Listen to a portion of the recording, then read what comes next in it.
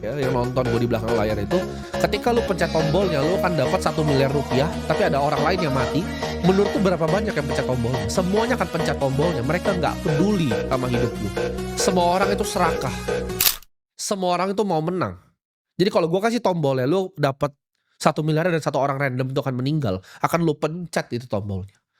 Dan kalau lu munafik, lu bilang, "Oh saya nggak mau pencet tombolnya." Pasti adalah orang lain yang pencet tombolnya dan mungkin lu hilang gitu.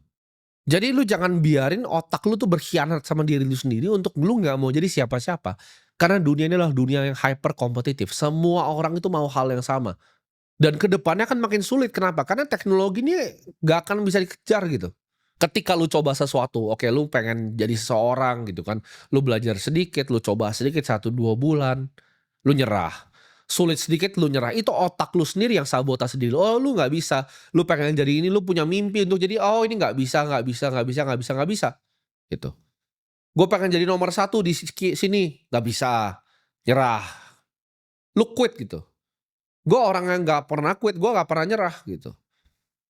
Gue kalau dipukul sama orang ya, gue bangun lagi, gue cari cara untuk pukul orangnya balik gitu.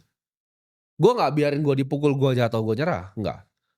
Lu bisa pukul gua sampai jatuh, tapi lu nggak akan pernah dapet kesempatan untuk senyum di sana ngeliat gua nyerah.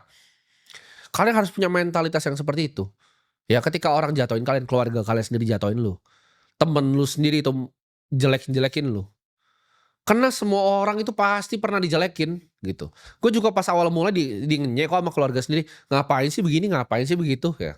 Sekarang kan nggak ada yang bisa ngomong apa-apa. Karena visi yang lu punya di kepala lu tuh hanya lu sendiri ya dan Tuhan di atas yang tahu. Jadi kadang nggak perlu diceritain ke orang-orang juga gitu. Kalau orang ngerendahin lu ya udah nggak apa-apa. Lu jadikan itu bensin gitu. Karena itu adalah energi yang tidak pernah habis. Lu gunakan gitu orang-orang yang mau jatuh orang itu, lu gunakan mereka sebagai batu loncatan. Karena tidak ada hal besar di dunia ini tanpa hidup itu nggak mungkin jalannya lurus gitu. Dalam hidup pasti lu ada dipukul-pukulin sama orang. Tapi di situ lu lihat gitu loh. Lu belajar.